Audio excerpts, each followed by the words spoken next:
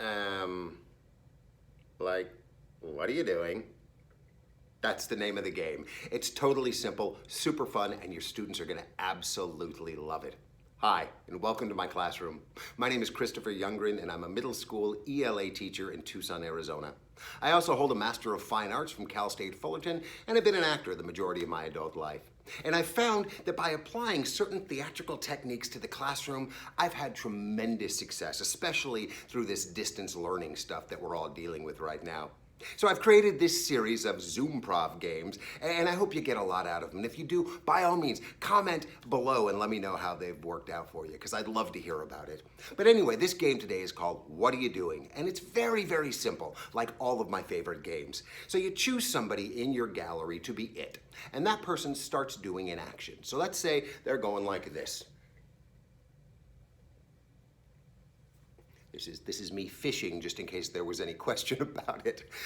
And then somebody else, anybody who wants to, in the gallery, can say, what are you doing?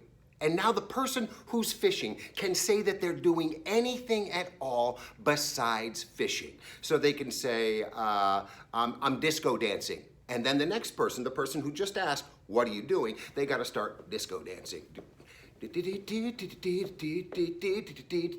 Right? Okay. So then now they're dancing, and the next person, and this goes on and on. The next person, whoever wants to, can say, what are you doing? And the only thing they can't say is disco dancing. So they can say, I'm skydiving, right? And now the next person, they gotta start skydiving. Whoa, Now this brings up an interesting point. Add vocalization. It gets so much more fun when you start vocalizing. Now, to start with, everybody's gonna be a little shy and reticent, but the more comfortable they get, the more adventurous they're gonna get, and the more outrageous the choices are going to become. And you wanna encourage that. You wanna nurture that, right? Because you're trying to show them that this is a safe environment. And this can be applied to so many other areas of the classroom. Once you establish this environment of trust and safety, it's gonna be far-reaching, and just see if it isn't, all right? But so they're gonna get more adventurous, and the choices are gonna get bigger and bolder and more outrageous the more comfortable they get with the game. And so adding vocalization. So now we're skydiving, right? And so someone comes up and says, what are you doing? Oh, I'm baking a cake for my Uncle Joe's birthday party, right? Now the next person, oh, I love my Uncle Joe, and so I'm gonna bake him a cake, and I love baking cakes, and I love my Uncle Joe, whatever. Now they're baking a cake. The next person, what are you doing? Oh, I'm surfing in shark-infested waters. Oh no, oh, look at all the sharks. Oh no, what am I gonna do? Why on earth am I ever, baby shark, whatever, right? So you can see how far and how crazy this can get. Now you can also try different focuses, right? So maybe fairy tales. Anything goes as long as it's a fairy tale, right? How much fun would that be? Or novels, like we're working on Kingdom Keepers right now. We're taking a look at that. And so anything Disneyland goes, anything Disney World goes.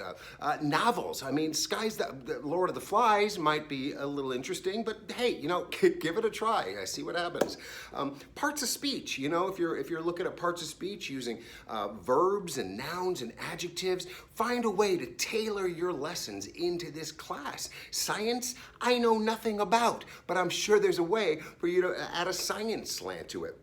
Maybe you're in a Spanish class, and so everything needs to be in Spanish. Sky's the limit. But the most important thing is to establish that strong foundation of trust and to get the kids to take risks and be adventurous and be outrageous. And even though we're distant, you're gonna see that it lays this really strong foundation of community and togetherness where we're all rooting for each other. And there's no judgment here, except maybe we're judging people for being awesome and super cool, right? So give it a try. If you like this game, then hey, check this one out, because this is another one of my favorites, and I know you're gonna absolutely adore it.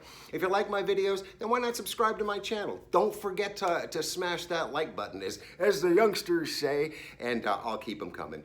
Thanks for tuning in today. Take care of yourselves. Take care of someone else. We'll talk to you soon. Bye-bye.